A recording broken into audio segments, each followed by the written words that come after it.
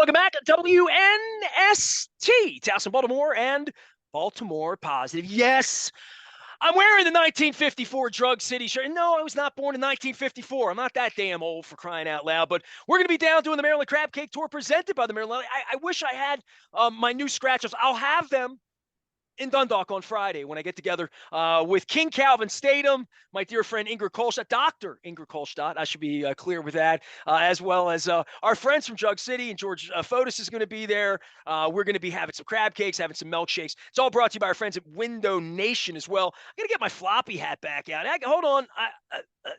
See, the lottery tickets are old. The Window Nation hat feels like the summer again. So I'm getting the Window Nation hat out. 86690 Nation. You buy two, you get two free. 24 months financing still in play all of March until April. Get some new windows and meet me at Drug City on Friday, and then at Fadley's on Wednesday. Luke Jones and I have spent a considerable amount of time in Indianapolis. We're not bragging about that. The conditions were usually. We had nice rooms, though. We've always had nice rooms in Indy. We had good meals in it. Never had good weather in Indy, right? We had good beer in Indy, right? Sometimes we had good entertainment in Indy. We did crappy radio in Indy, though, right? I mean, it became a project that wasn't great for radio, and now homogenized into your television screen, where we get to watch John Harbaugh and Eric DeCosta, who once gave us taxi rides to downtown Indianapolis. We now get to watch them on the interwebs. Make up stories, Luke Jones, of relative fact and fiction, and it's for experts and insiders, well, insider like you and an expert like me, to get together and try to figure all this out. I mean, it's quite a show when you're in this position, because they have to get up there and say what they're saying no matter what they believe, right? Yeah, and I mean, I don't think they're making up stories as much as just can't say a whole lot. And this is where they are. And what was ironic, Fervently Nestor, is hopeful. about, well, I mean, what else are you going to say? I mean, you're not going to say, well, we've been at this for 2 years and we're no closer to a deal. And look, I'm not saying that that's factual information. It's just the reality of it. But what I did find to be ironic was, and I realized this on the morning of DeCosta and Harbaugh talking, so Wednesday morning, I realized that March 1st was indeed the 10-year anniversary of the Joe Flacco contract story being broken. Jay Glazer of Fox Sports, I believe, I'm 99% sure he was the first one who had that. It was a Friday evening, March 1st. Keep in mind, this was little less than a month after Super Bowl 47.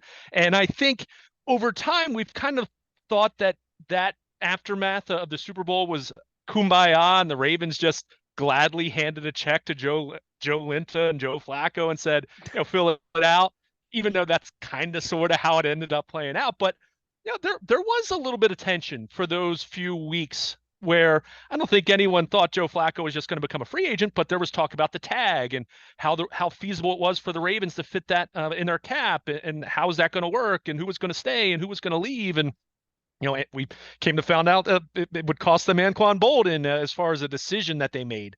Although I'll never say that their hand was forced there. They could have kept Anquan Did if they Joe wanted say something to. about putting his feet up But on his desk or something like that in the post-game you press know what? conference? I was so close. I was in the moment, right? Like, I was touching Joe's chest with my phone, Yeah. literally looking. All I could see was the art and his face and the bewilderment, the look of bewilderment on Joe's face. And I asked the first question, I think, but I think Joe referred to the contract in the app because it was just a bizarre time, right? And I guess we were all happy. We got unhappy when Joe was a standing duck back there 4 years later, and the contract looked lopsided, right? Everybody hated the contract. It's like the Lamar thing now, a little bit. Like, our fan base, for the most part, to me, feels like they want Lamar Jackson to be here, right? Like, they're rooting for Lamar to get some money and don't want a lame duck Derek Carr kind of quarterback. But this is different. Joe was doing this from the Super Bowl podium 10 years ago, right? This is a whole different place.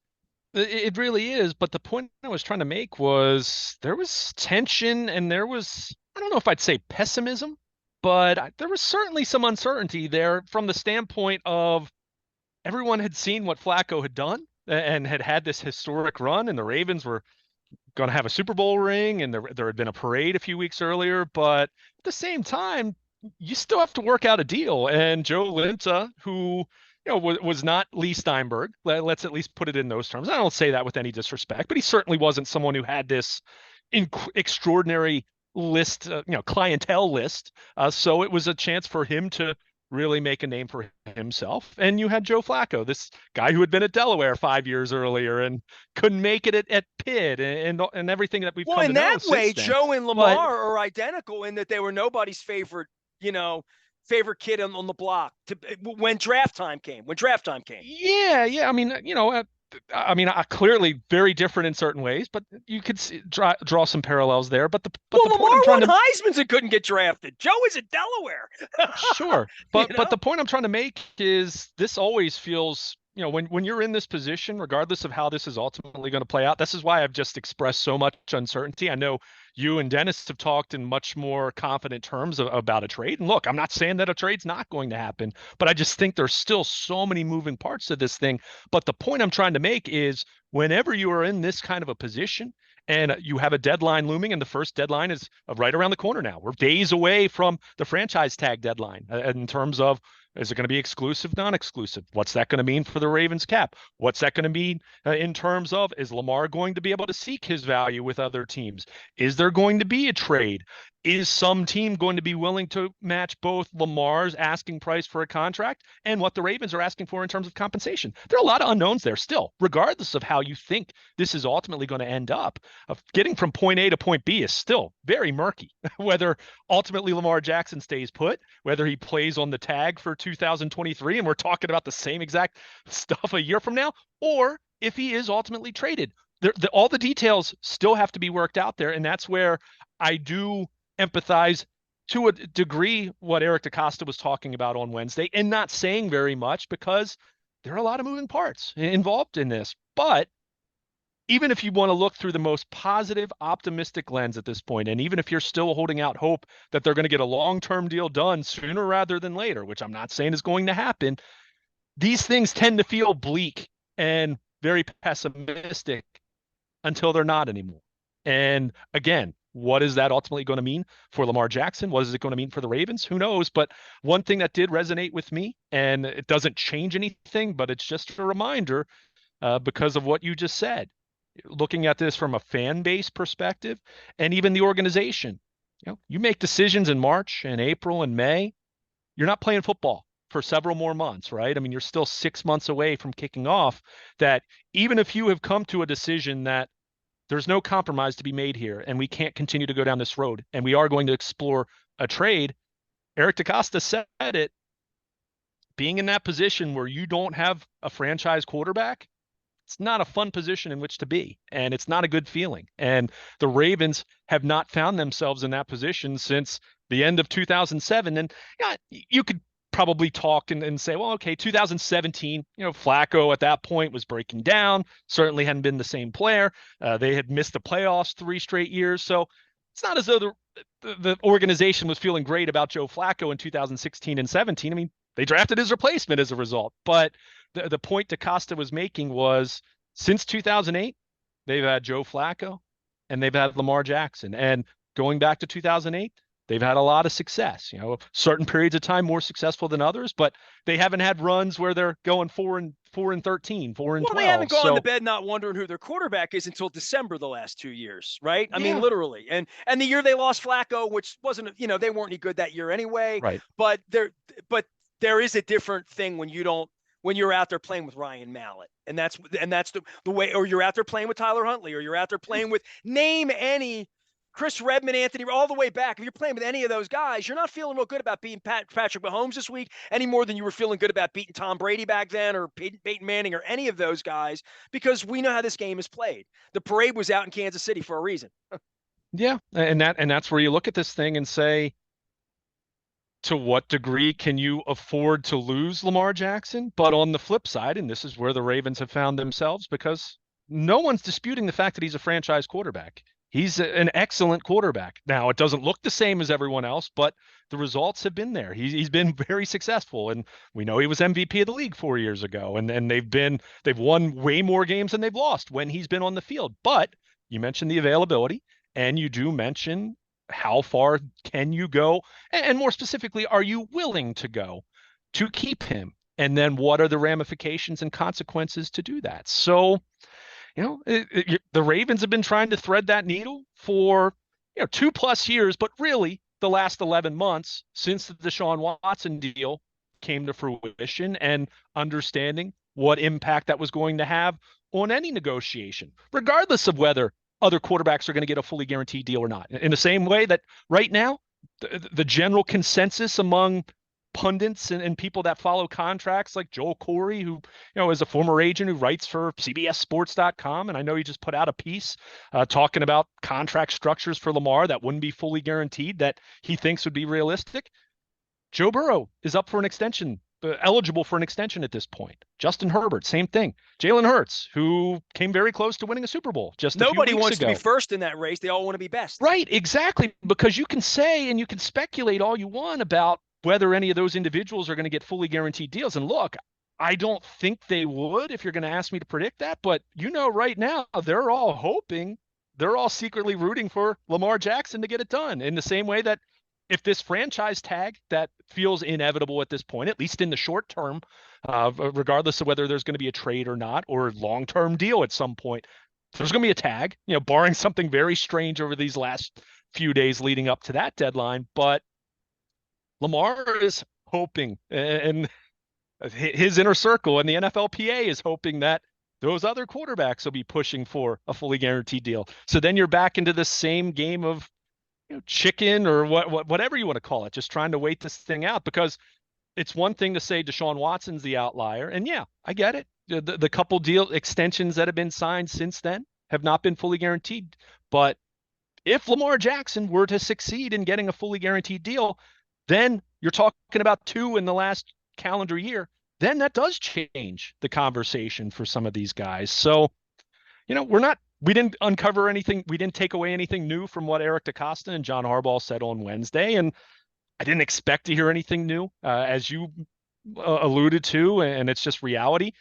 They really have no choice but to play nice in what they say right now, and what they might say behind closed doors, or if you're having a cocktail on a late night in Indianapolis this week, and you give them, the proverbial truth serum. I'm guessing they'd have some not so flattering things to say about Lamar the negotiator compared to Lamar the person. But it's not as though you can just say, well, we're not giving him a fully guaranteed deal, he's being completely unreasonable, and well, we're going to look to trade him. Because the moment you allude I think to any that's of that, what Dennis and I believe. And honestly, these press conferences, I'll say this: the one thing that I think that has happened, if I'm writing about it at Columnist, or my big wisdom, if people ask me, I'm like, there's bruised feelings here. I know there are. I have the head coach in my phone, right? I know that there was some friction to some degree. And then my eyes tell me when he's not in Cincinnati, he's saying stupid stuff on Twitter that got me banned from Twitter,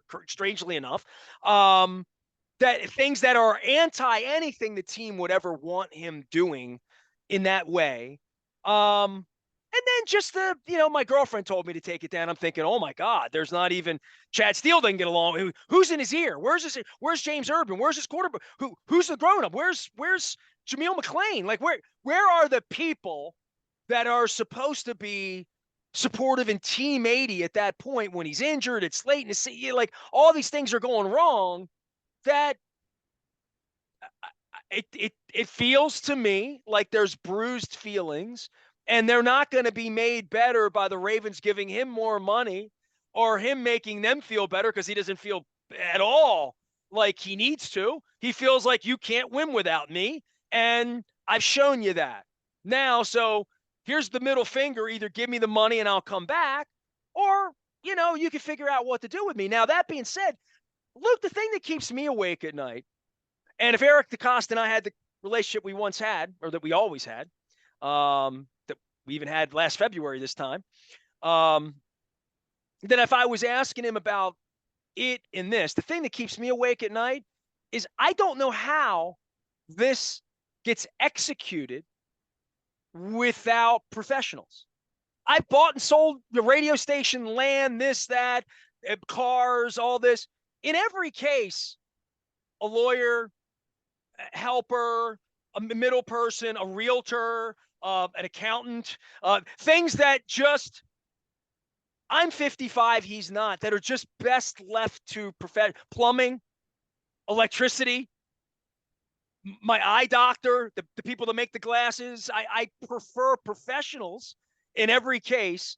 And there are, in any case, what we're talking about, to your point, and I don't say this often enough about my appreciation for you, but my appreciation for you comes when you're like, this is complicated. A couple months ago, you're like, whoa, we all just got him. He's going to go there and get this and that. Who's going to execute this? Who's going to get on the phone with the ownership of Miami, the ownership of Tampa, pick the teams, Atlanta, any of these places?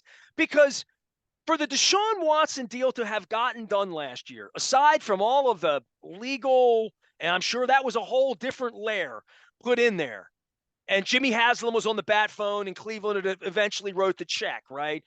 But there are people in Atlanta, Carolina, they're money people, money managers, lawyers, football people, evaluators, doctors, when you're giving somebody to it. Let me see your knee, Lamar. Last I checked, you couldn't play. You were so bad that your coach said you couldn't even come to Cincinnati to watch your team lose, right? So all of this being said, the thing that keeps me up at night, that if I had one question, a silver bullet question for Eric DeCosta, it wouldn't be, do you love Lamar? Okay, I see what's going on here.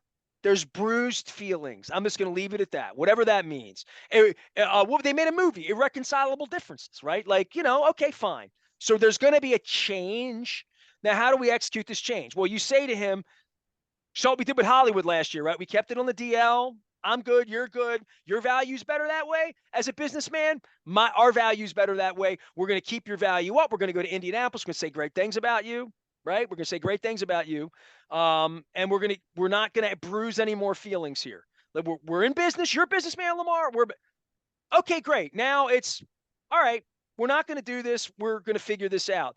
Lamar, the floor is yours, right? Like, and I don't know what happens when that happens, right? Like sign the franchise tag and the floor is yours. Now go make a deal and bring it. I don't know who does that.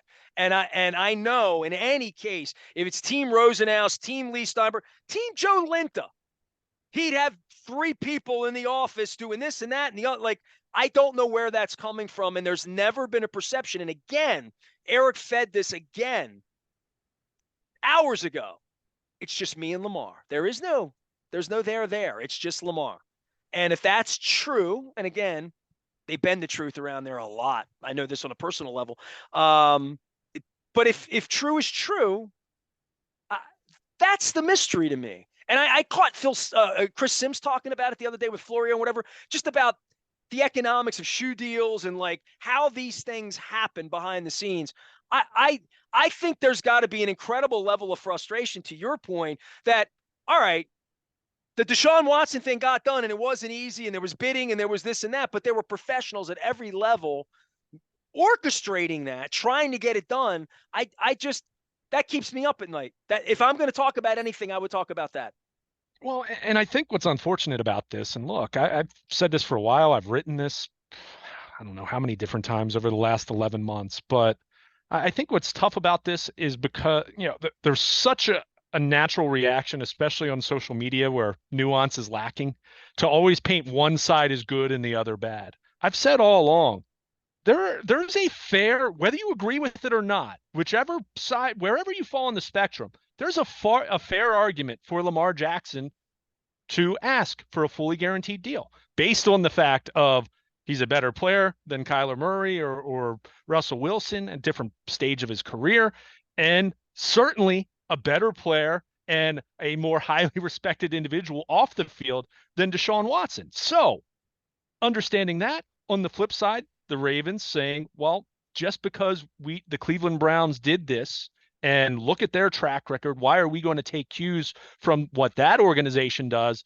in terms of considering that to be something that is remotely smart? We're not going to do it. Those are both very fair positions from which to argue. Now, going back to what you just said, what's unfortunate about this for Lamar Jackson, the football player, the businessman, is There are absolutely agents. I mean, there have even been reports that agents would take, the kind of typical MO is around 3%. There have been reports, I believe Mike Florio of Pro Football Talk talked about the fact that there have been agents who've said they take 1% to represent Lamar Jackson. And if he truly wanted to achieve a fully guaranteed deal, then he would have someone that's adept at negotiating and With six making the different difficult teams or decision. eight And different teams, it's hard enough right. to negotiate with one team, right? Or it's as simple as, okay, Baltimore, well, Lamar's going to show up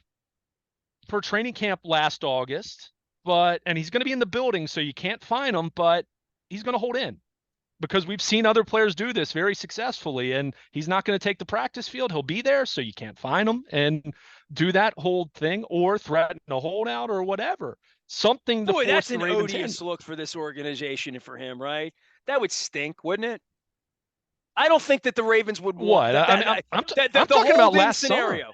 No, I'm no, I'm talking about talking. last summer. Okay. But I'm talking about last summer in terms of if he wanted to play this to truly force the issue as much as he could to try to get a fully guaranteed deal. An agent sometimes is the individual to say, hey, if you want to make an omelet, you got to break some eggs. And to this point, other than Lamar skipping voluntary OTAs, which, as we said, even at the time, and you and I scrimmaged and sparred about this a little bit, I thought it was a symptom of all things not being well, but I didn't think it was that terribly consequential to the outcome of the 2022 season. And I still don't, even regardless of the fact that, they went 10-7 and Lamar was hurt at the end of the year and, kind of, his production tailed off after a really hot start.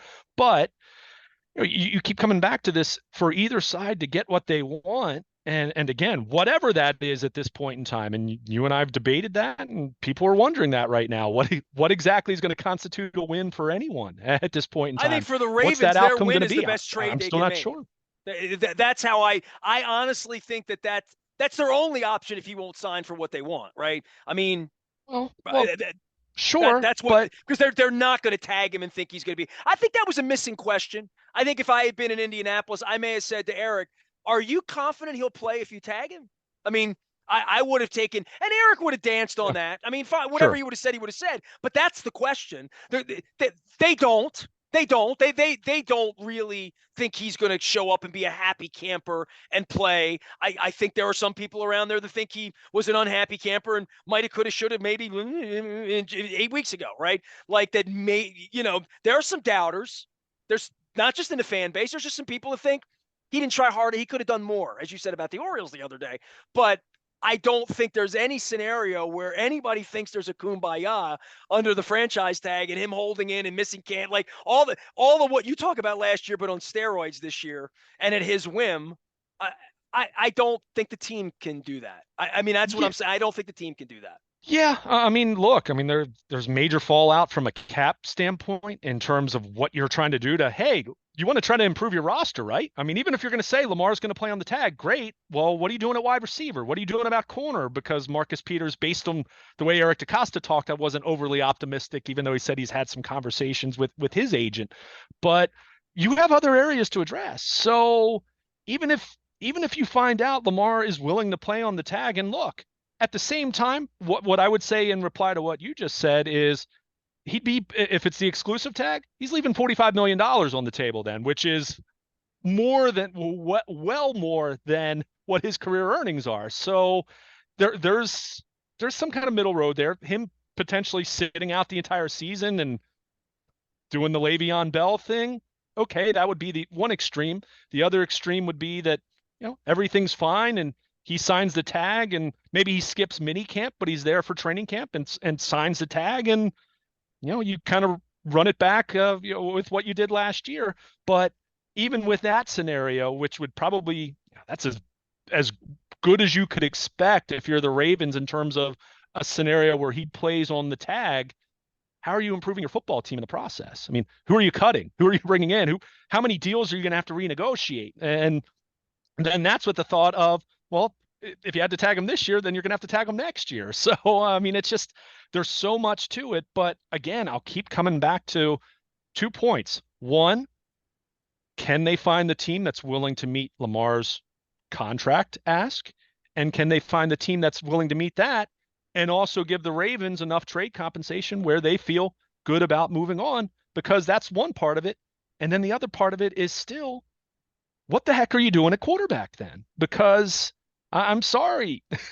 If we're going to sit here and say you're going to trade away Lamar Jackson with, all the whatever concerns you want to throw out there in terms of durability the last couple years and all that, you got to replace them. Well, And by the that's not way, easy to and do. that I would say that makes this week really, really important. We've done a lot of Lamar, combine. They only have 5 picks. Let's start with Sure. that. So if the 5 picks turns into 8 because they deal Lamar, and if that's what it's in the back of their mind to begin with, or if they have a player on the edge of their roster they think they can deal and get a 2, or because they don't want to sign him, Patrick Queen, I don't know, wherever, Yeah. right? Like if that happens, they would draft one of these quarterbacks. I mean, I guess that makes the underwear Olympics that much more important this year, in that one of these cats might be the apple of their eye in real terms when I'm writing Purple Rain 3 when they let me back in.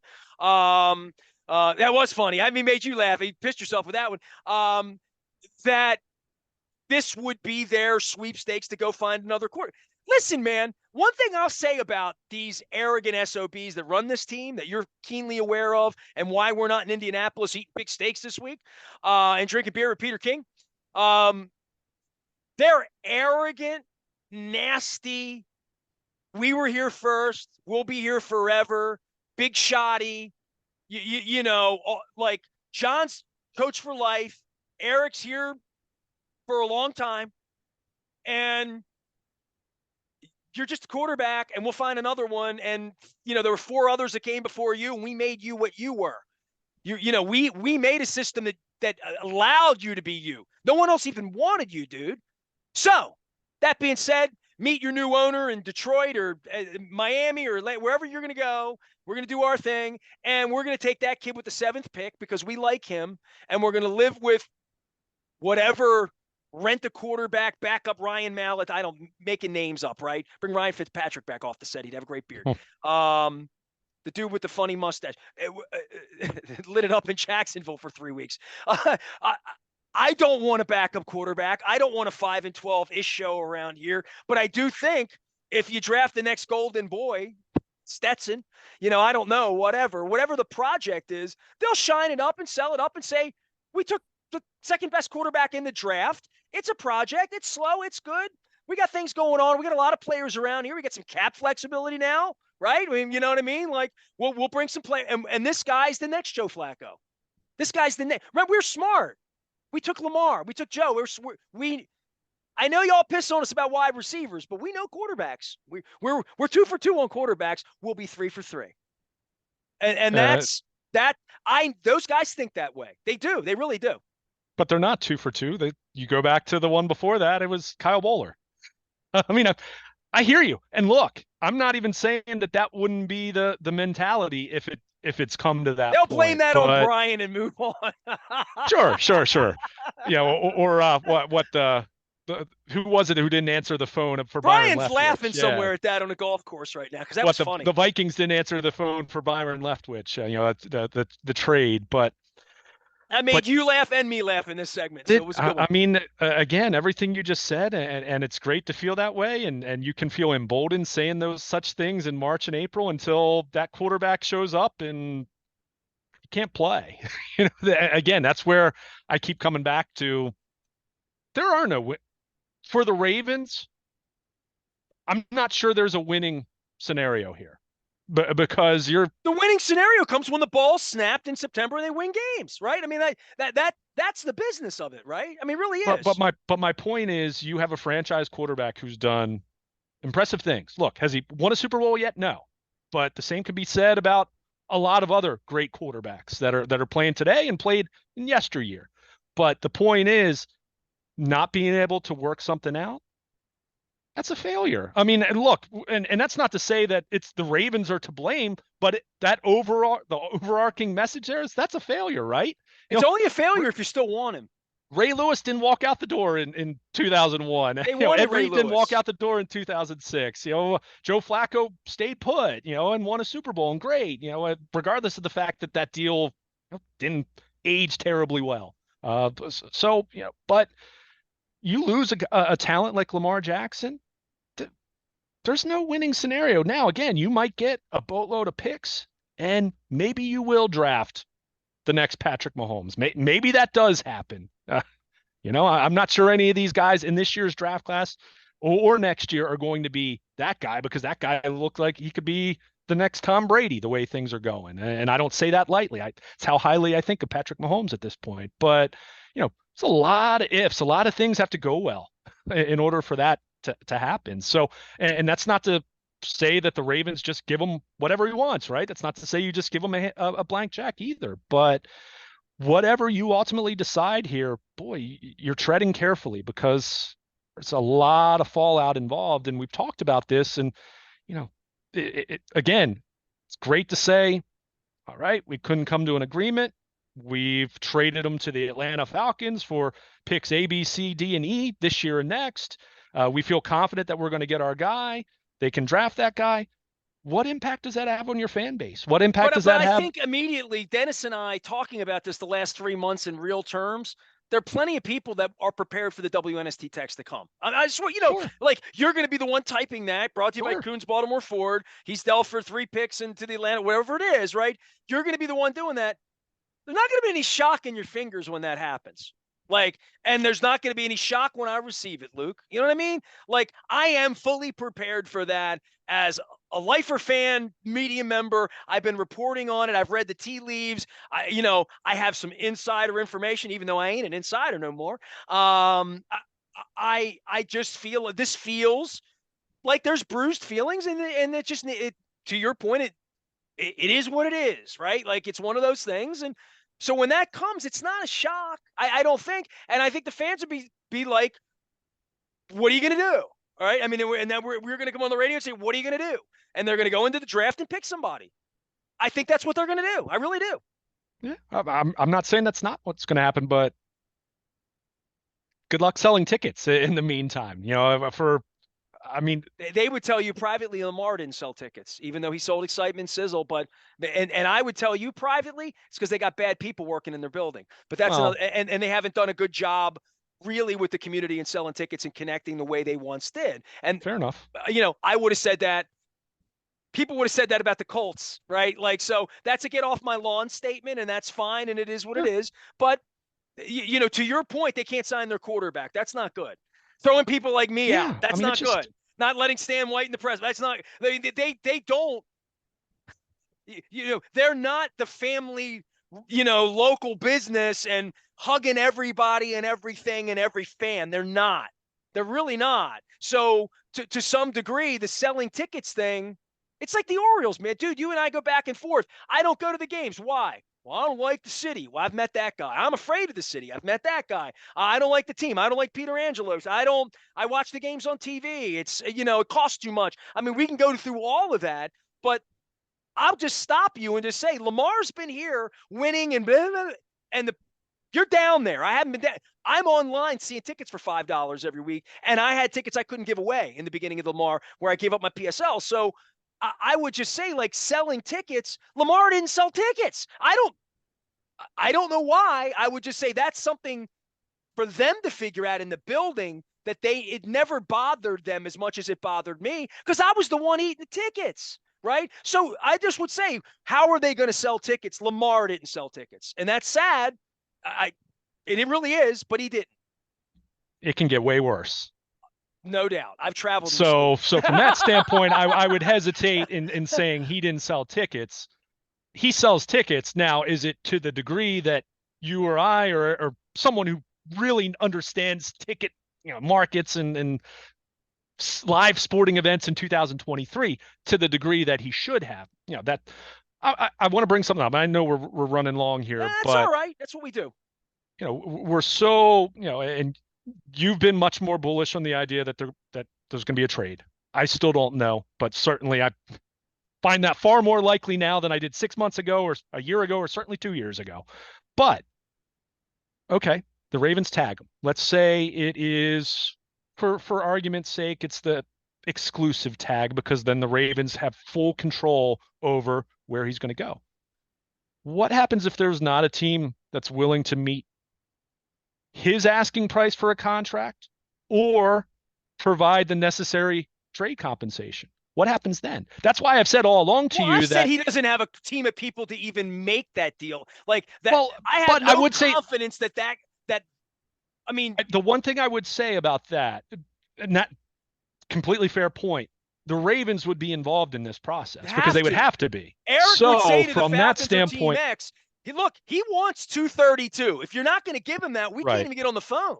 Like right. literally, So like so from because that Eric knows standpoint, what he wants, right? but right, so the Ravens, they would be involved there and they could broker an agreement if it's there. But my question is, what if it's not? Does Lamar does Lamar come back to the table with the Ravens and now he's more willing to take their offer, whatever it might be? Or, and this was speculated about going back a year or two ago, does Lamar dig in his heels and say, you know what? I'll play on the tag. I'll play on the tag next year because I think I can get my fully guaranteed deal by going the Kirk Cousins route. Now, whether that's smart or not, is that a viable option that he could do that? Because here's the thing, the Ravens can't trade him without him signing the tag. So he just says, you're not trading me. I'm not going to sign the tag. So, there's still a lot of room here for impasse, stalemate, whatever you want Well, to to call your this point, thing. the kumbaya happens by not pissing him off and Right. finding a good exit. And I think that's getting back to the press conference, bringing the thing full Sure. circle. You know, they did what we expected them to do, which is keep Lamar's value high, talk about him being here and our guy love Lamar. How many times John loved Lamar? Lamar loved Lamar on John loved Lamar more on Wednesday. Lamar's mom loved Lamar on Wednesday. So like, and all of this is predictable, but I think in the end that you will be sending a text about a trade because I think they'll figure out a way to get it done. But all of this is very unorthodox.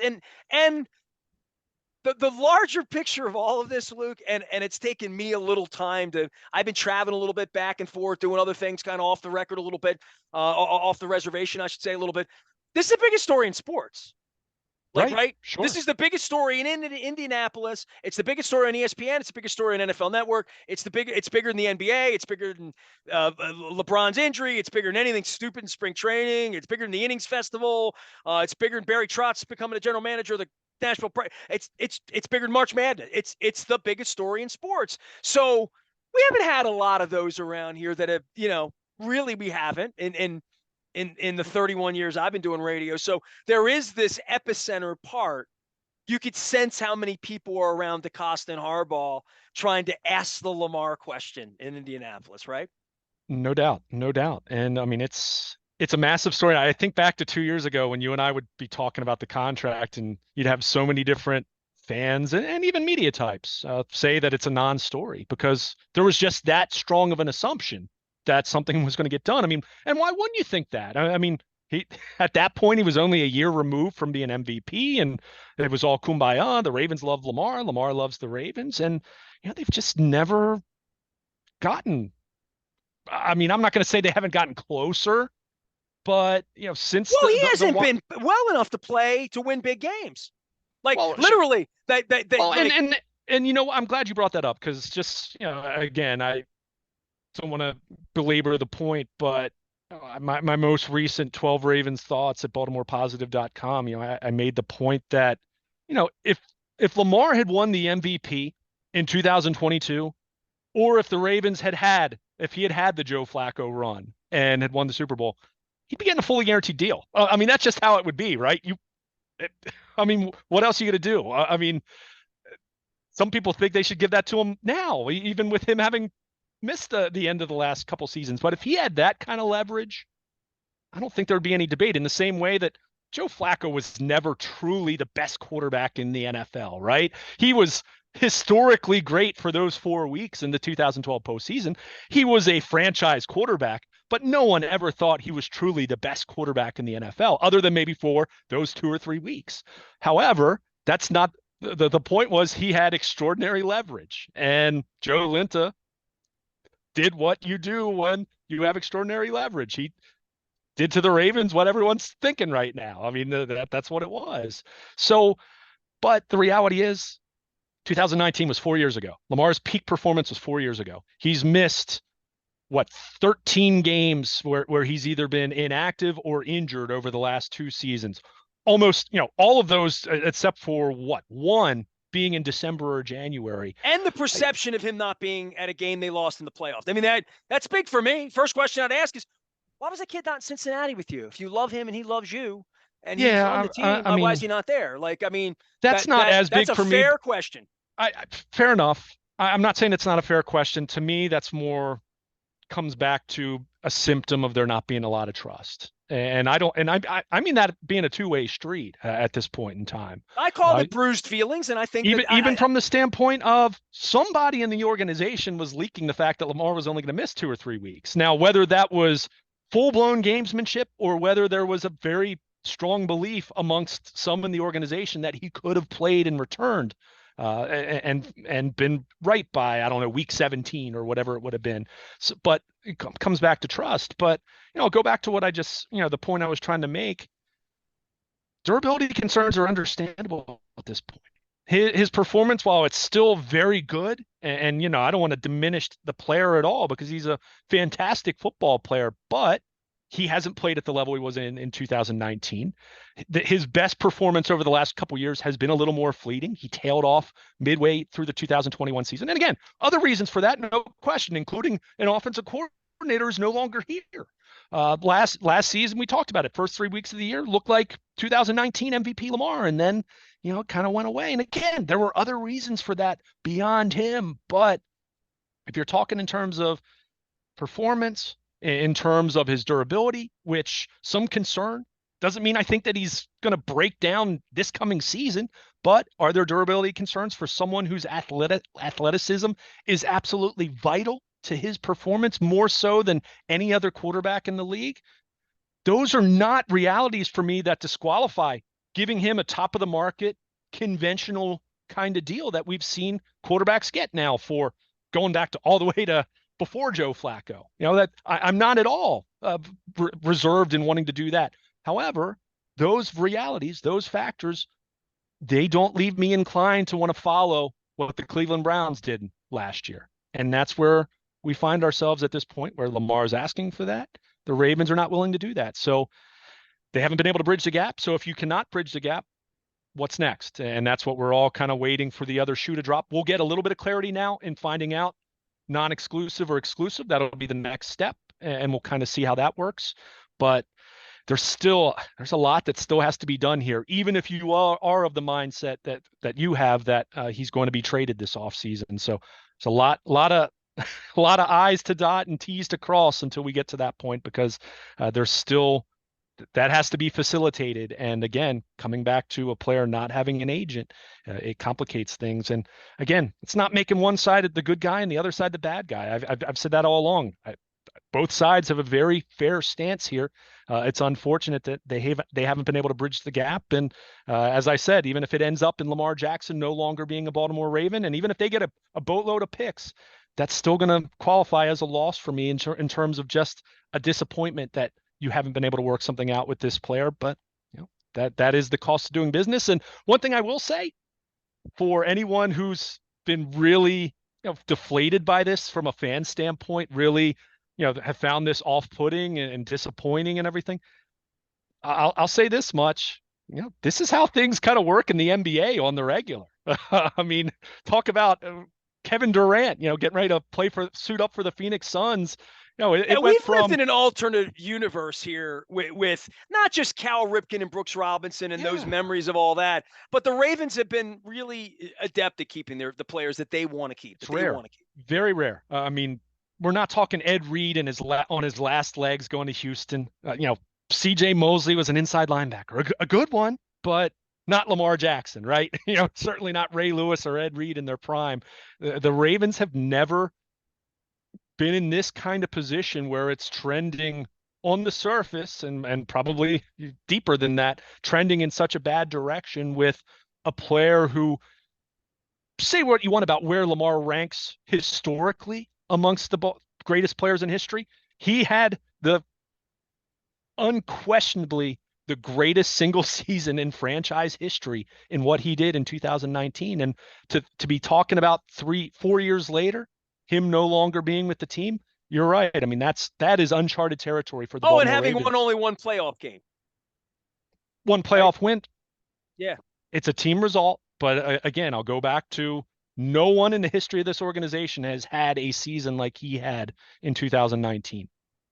We can talk about the playoff part of this. Sure, that's part of it. But at the same time,